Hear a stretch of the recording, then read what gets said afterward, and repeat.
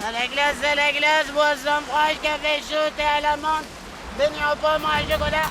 Zorro, comme on le surnomme, ne porte ni masque ni cape, mais c'est lui la star de la plage de l'Espiguette, au sud de Montpellier.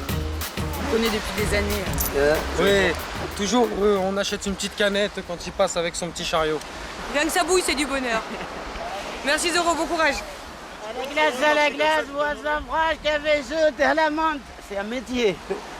Vendeurs ambulants, snacks, restaurants saisonniers, cet été, ils nourriront des millions de touristes sur les côtes françaises.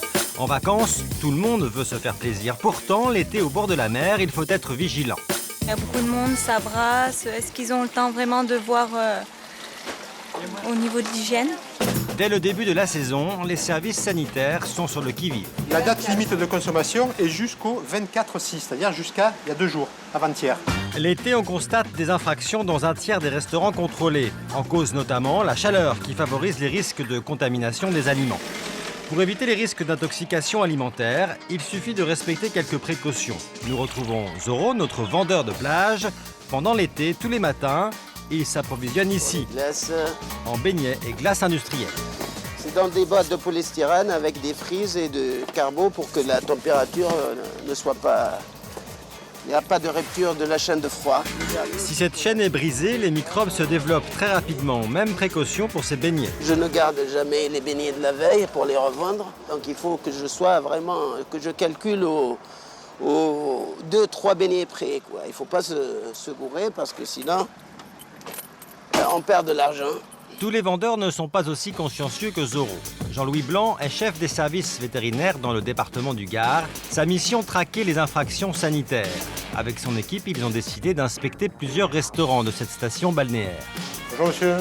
On commence les inspections dans le cadre de l'opération interministérielle vacances.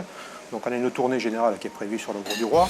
S'ils ont choisi ce restaurant, c'est parce que des consommateurs se sont plaints d'intoxication alimentaire. Donc là, on va vérifier quelle est l'origine des matières premières. Donc on va vérifier la date limite de consommation et on va vérifier si on a l'origine du produit. Ils vérifient aussi les températures des réfrigérateurs. Je mets la sonde entre les paquets. On est dans la phase normale d'un frigo de jour dans une cuisine en été. Donc tout va bien. Pour l'instant, tout va bien. Mais au fond de la cuisine, même s'il y a un lavabo pour se laver les mains, il manque un détail essentiel. Vous avez un distributeur de savon? Non.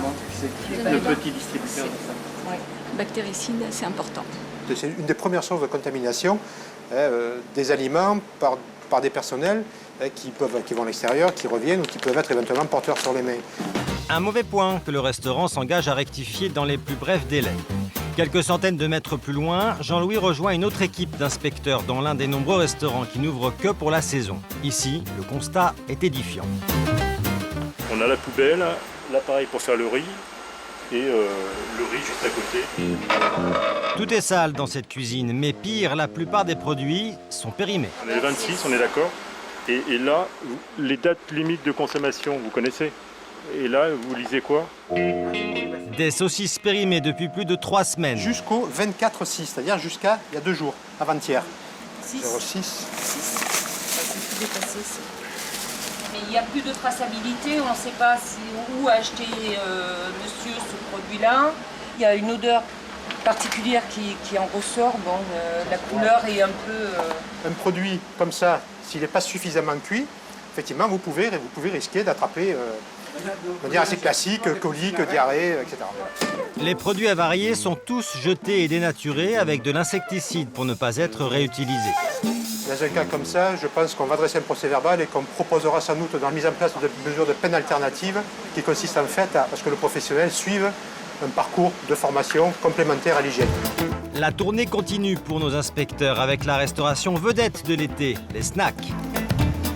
Vous avez les chichis, Oui, là, c'est pas en présentation. churros et présentation fait cuire à la minute. Mais contrairement à une idée reçue, si les pizzas, frites, hot dogs et autres beignets ne sont pas bons pour la ligne, ils ne présentent que peu de risques pour le consommateur. Tous ces produits qui sont des produits frits ou cuits à très haute température, donc éliminent tout risque de contamination bactérienne, donc il n'y a pas de risque sanitaire majeur. Nous retrouvons Zorro, cela fait maintenant plus de 5 heures qu'il pousse sa charrette sur la plage. Bonjour.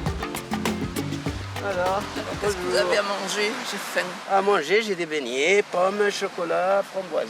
Un au chocolat. Un au chocolat pour la dame. Vous avez confiance, expliquez-nous. En fait, je pense que j'ai confiance parce qu'il a une belle tête.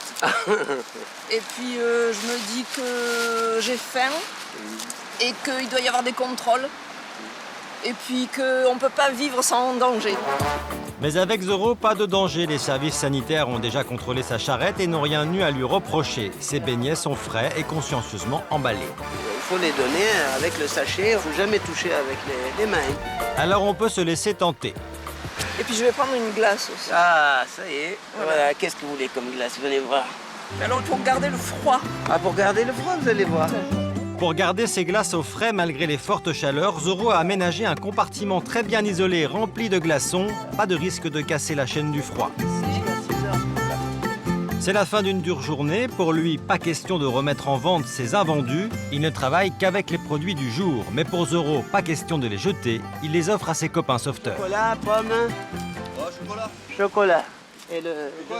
Bon, vous êtes gâtés là? Voilà. Ah, on est gâtés, ouais, c'est sûr. C'est vrai qu'à chaque fois qu'il les a vendus, il les remet pas le lendemain, il nous redonne tout ça en fin de journée, donc nous on apprécie.